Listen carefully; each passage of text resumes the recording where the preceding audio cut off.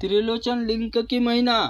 उधर कपूती भी पाताल के नागराज की रत्नद्वीप के घर के कन्या रूप में उत्पन्न हुई। उसका नाम रत्नावली रखा। दोनों सखियां थी, जिन्हें एक का नाम प्रभावली और दूसरी का नाम कलावती था। दोनों रत्नावली के साथ रहती थी। उस कन्या ने अपने पिता को शिव भक्ति में तत्पर देखकर नियम लिया, प्रतिदिन अपने दोनों सखियों को काशी त्रिलोचन की पूजा करके ही मौन व्रत त्याग करूंगी, अन्यथा नहीं। इस प्रकार नागकन्या अपने दोनों सखियों के साथ प्रतिदिन काशी आती जाती और त्रिलोचन पूजा करके लौट जाती। एक समय वैशाख मास की तृतीया उपवास में पूर्व रात्रि के नित्य गीत और कथा आदि द्वारा जागरण रत्नावली प्रातःकाल चतुर्दशी और पिलपिला तीर्थ में स्नान किया और त्रिलोचन देव पूजा करके उन्हें रंग मंडप में सो गई। उस समय शुद्ध कपूर के समान गौरे रंग वाले जटा मुकुटधारी शिशि भूषण भगवान त्रिलोचन उस लिंग से निकलकर बोले, कन्याओं तुम सब उठो। और तब उठकर उन्होंने जिनके आगमन की कोई संभावना नहीं भगवान त्रिलोचन प्रत्यक्ष देखा, उनमें लक्षणों को ईश्वर जानकर उनके चरणों में वंदना की। भगवत दर्शन से कुमारी के मुख पर प्रसन्नता छा गई और गदगद कंठ से भगवान शिव स्तुति करने लगी। शंभो आपकी जय हो, ईशान आपकी जय हो, सर्वव्यापी आपको सब कुछ देने वाले प्रभु आपकी जय हो, त्रिभुवन उत्पन्न करने वाले, भक्तजनों में अधीन रहने वाले प्रथम नाथ नायक आपकी जय हो, प्रथम जनों के सब कुछ देने वाले प्रभु आपकी जय हो, सभी विधियों को ज्ञाता विधाता आप ही स्तुति करने में कुशल नहीं हूँ नाथ, आपकी स्तुति में करने में बृहस्पति भी वाणी कंठित हो जाती है। सर्वज्ञ स्वामिनी वेद आपके यथार्थ रूप को नहीं जानते, आप ही अनादि अनंत है, आपका मन मनन है और आप कर सकता है। आपको नमस्कार नमस्कार नमस्कार, त्रिलोचन आपको नमस्कार, त्रिपुट आपको नमस्कार। यो कहकर कुमारी ने दंड के भांति पृथ्वी पर गिरकर प्रणाम किया और उन्हें उठाकर भगवान चंद्रभूषण ने मंदार दामा के पुत्र परिमल मलालय को समस्त विद्याधरों के श्रेष्ठ वही तुम लोगों के पति होगा। तुम तीनों मेरी भक्ति और लक्षण वह तरुण विद्याधर मुझे भक्ति रखता है। तुम चारों इस जीवन में अनंत होने पर मोक्ष प्राप्त करूंगे, जन्मांतर में तुम सब मेरी सेवा करोगे, इसलिए तुम लोग भक्ति भाव से निर्मल जन्म प्राप्त हुआ है। भगवान शंकर के ऐसा कहने पर उन कन्याओं ने प्रसन्नचित होकर हाथ जोड़कर प्रणाम करके पूछा, नाथ हम चारों ने पूर्व जन्म में किस प्रकार आपकी सेवा की? भगवान शिव बोले, नाग कन्या सुनो, रत्नावली पूर्व जन्म में कपोती थी, श्रेष्ठ विद्याधर इसका पति कपोत था। वह मेरे मंदिर में दोनों दीर्घकाल तक सुखपूर्वक निवास किया। इन्होंने पंखों से हवा से मंदिर की रखी हुई धूल उड़ाकर साफ किया। ऊपर से लेकर नीचे तक प्रतिदिन अनेक बार मेरी परिक्रमाएं आकाश में उड़ते मेरे आंगन में विचरते समय उन्होंने प्रतीक्षणा की। वहां चतुर्ण नदी तीर्थ में स्नान किया, बार बार उसी का जल पिया और मेरे भक्तों ने जो जो उत्सव कौस्तुक किया उन सबको इन्होंने देखा।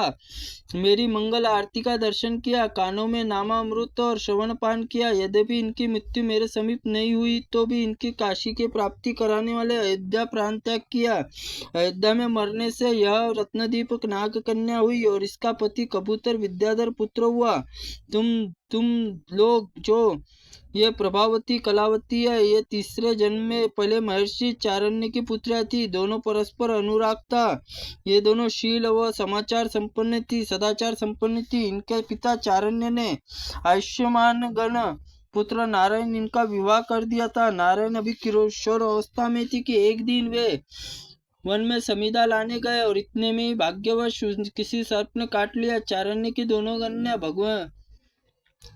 भवानी गौतमी वैधव्य दुख से अत्यंत दुखी होकर बड़ी दीनता को प्राप्त हुई, इसलिए ब्याह करने वाले पुरुष चाहिए थे। वह देवता नदी नाम वाली कन्या विवाह न कर दे। तदनंतर किसी ऋषि ने अद्भुत आश्रम में जाकर इन कन्या को मोहवश ऋषि को दिए हुए बिना कुछ केले के फल तोड़कर दिए। फल चोरी के परिणाम यह हुआ कि दोनों दूसरे जन्म में वानरी हो गई, परंतु उन्होंने शील और सदाचार की रक्षा की थी, अतः धर्म के प्रभाव से इनका जन्म काशी में हुआ। नारायण ब्राह्मण सर्प डसे जाने पर पिता सेवा रूप व्रत प्रभाव काशी में कबूतर हुए और इस प्रकार विद्याधर युवक जन्मांतर इन दोनों के पति रह चुका है और इस समय तुम तीनों का पति होगा।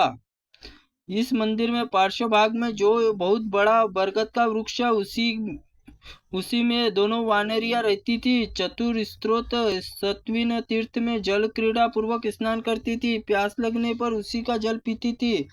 वानर जनित स्वभाव से इन्हें चपलता तो थी, पर क्रीड़ा करती थी, मंदिर की परिक्रमा करती थी, अनेक बार बहुत से शिवलिंगों का दर्शन करती थी। एक दिन वटवृक्ष के समय स्वेच्छा विचरती हुई दोनों वानरियों किसी में फंसाकर रस्सी में बांध लिया।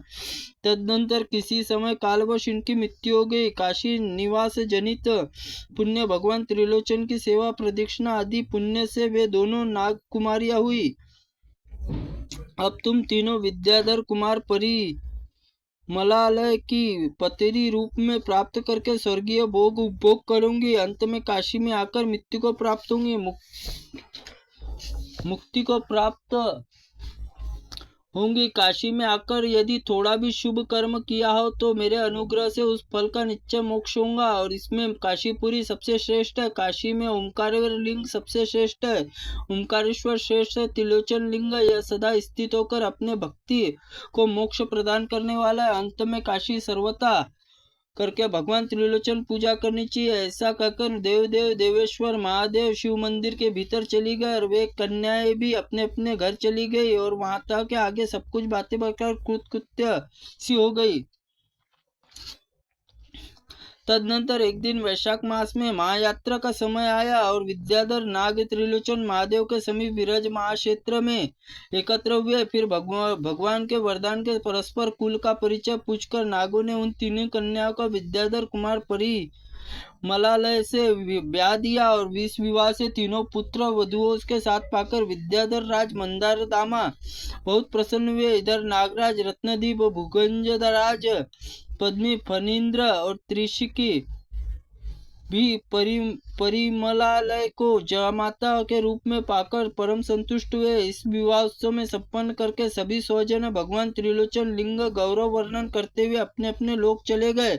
श्रीमान विद्याधर परी मलालय को नाग कन्याओं के साथ पर्याप्त सुख भोगने पर पश्चात काशी आकर भगवान त्रिलोचन की सेवा में संलग्न हुए और वहां मधुर गीत गाते हुए पत्नियों सहित त्रिलोचन लिंग में लय को प्राप्त हुए। स्कंद जी कहते हैं, कलयुग में भगवान त्रिलोचन की महिमा महादेव जी की गुप्त रखी है, इसलिए उन्होंने सात्विक भाव कमी है। ऐसे में मनुष्य उस शिवलिंग की उपासना नहीं करते।